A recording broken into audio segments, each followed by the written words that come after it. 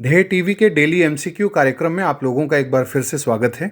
इस कार्यक्रम में हम आईएएस, पीसीएस और अन्य प्रतियोगी परीक्षाओं के बहुविकल्पीय प्रश्नों पर चर्चा करते हैं। तो आइए शुरू करते हैं आज का पहला सवाल। वर्ल्ड इकोनॉमिक फोरम की वार्षिक बैठक का आयोजन निम्नलिखित में से किस स्थान पर किया जाता है? Option A Prague, option B Rome, option C Davos या फिर ऑप्शन डी पेरिस। इसका उत्तर है सी यानी दावोस। वर्ल्ड इकोनॉमिक फोरम ने हाल ही में नए कोरोना वायरस वेरिएंट ओमिक्रॉन के डर से और इसके तेजी से पैर फैलाने को लेकर अनिश्चितता की स्थिति को देखते हुए दावोस यानी स्विट्जरलैंड में 2022 की शुरुआत में होने वाले अपने एनुअल मीटिंग को स्थगित करने का फैसला लिया है। वर्ल्ड इकोनॉमिक फोरम की एनुअल मीटिंग 17 और 22 जनवरी 2022 के बीच स्विट्जरलैंड के दावोस क्लोस्टर्स में होनी थी और अब इसे इस वर्ष किसी अन्य उचित समय पर किया जाएगा। वर्ल्ड इकोनॉमिक फोरम के फाउंडर और एग्जीक्यूटिव चेयरमैन, जिन्होंने इसकी स्थापना भी की थी, प्रोफेसर क्लॉस श्वाब ने कहा है कि एनुअल मीटिंग स्थगित होने से बिजनेस, सरकार और सिविल सोसाइटी से जुड़े लीडर्स की लगातार डिजिटल बैठकों के माध्यम से प्रगति नहीं रुकेगी। वर्ल्ड इकोनॉमिक फोरम का गठन 1971 में एक नॉट फॉर प्रॉफिट यानी गैर लाभकारी संगठन के रूप में किया गया था। इसका मुख्यालय स्विट्जरलैंड के जेनेवा में है। यद्यपि इसकी वार्षिक बैठक आमतौर पर दावोस में ही होती है, लेकिन विशेष बैठक अन्य स्थलों पर भी आयोजित की जा सकती है, जैसा कि सिंगापुर में किया गया था। वर्ल्ड इकोनॉमिक फोरम एक महत्वपूर्ण संगठन है जिससे यूपीएससी और पीसीएस के एग्जाम्स में अक्सर सवाल पूछा जाता है और सवाल पूछा जाता है जहां से वो ये होता है कि ये कौन सी प्रमुख रिपोर्ट या कौन से इंडेक्स जारी करता है। तो यह readiness for the future of production report, जिसे इसने हाल ही में शुरू किया है, उसे जारी करता है। इसके अलावा वैश्विक विनिर्माण सूचकांक यानी जो ग्लोबल मैन्युफैक्चरिंग इंडेक्स है, ग्लोबल कॉम्पिटिटिवनेस इंडेक्स यानी वैश्विक प्रतिस्पर्धात्मकता सूचकांक, global risks report, global social mobility report और ग्लोबल सोशल मोबिलिटी इंडेक्स भी यही संगठन जारी करता है। और इसके अलावा आपने सुना ही होगा कि यह ग्लोबल जेंडर गैप रिपोर्ट और इससे जुड़े इंडेक्स को भी जारी करता है। तो ये सवाल आपसे पूछा जा सकता है, इसको ध्यान में रखें। अब बात करते हैं दूसरे सवाल की।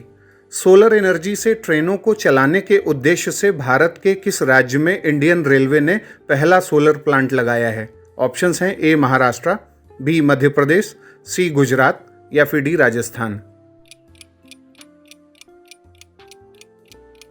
इसका उत्तर है बी यानी मध्य प्रदेश।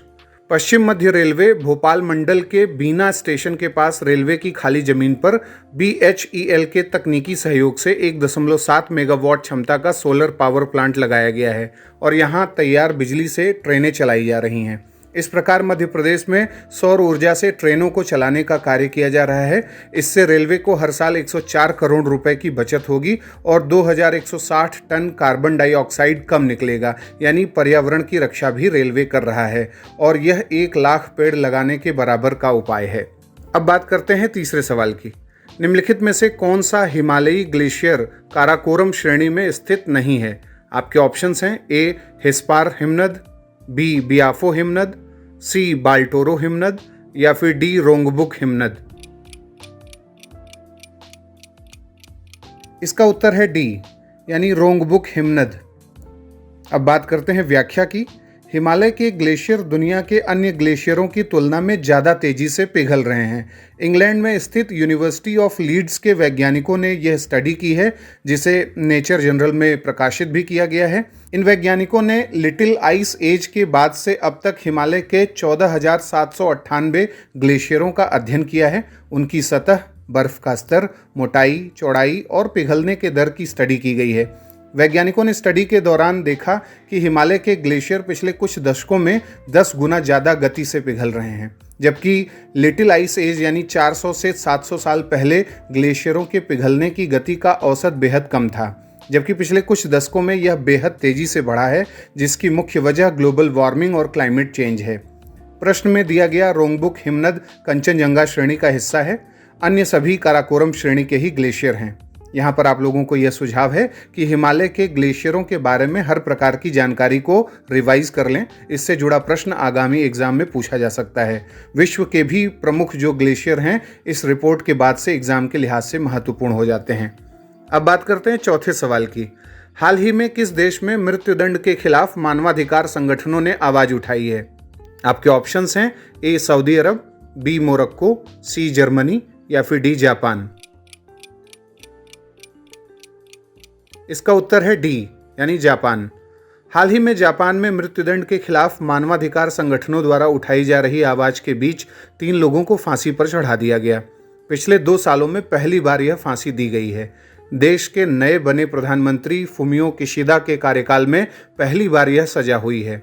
सन 2007 से जापान फांसी पर चढ़ाए जाने वालों और उनके अपराधों के बारे में कुछ जानकारियां देने लगा है, लेकिन वह सूचना अब भी सीमित होती है। अब यहाँ पे 2 महत्वपूर्ण तथ्य हैं जो प्रीलिम्स एग्जाम के लिहाज से महत्वपूर्ण साबित हो सकते हैं। पहला कि world day against death penalty कब मनाया जाता है? तो 10 अक्टूबर को world day against death penalty मनाया जाता है। और दूसरा जो महत्वपूर्ण तथ्य है कि अभी कितने देशों ने विश्व में पूर्ण रूप से मृत्युदंड को खत्म कर दिया है।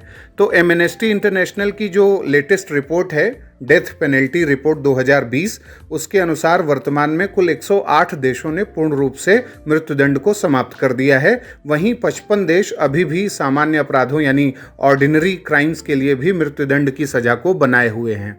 अब बात करते हैं आज के 5वें और अंतिम सवाल की।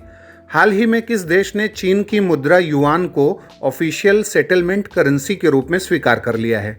आपके ऑप्शंस हैं ए मालदीव, बी श्रीलंका, सी पाकिस्तान या फिर डी म्यांमार।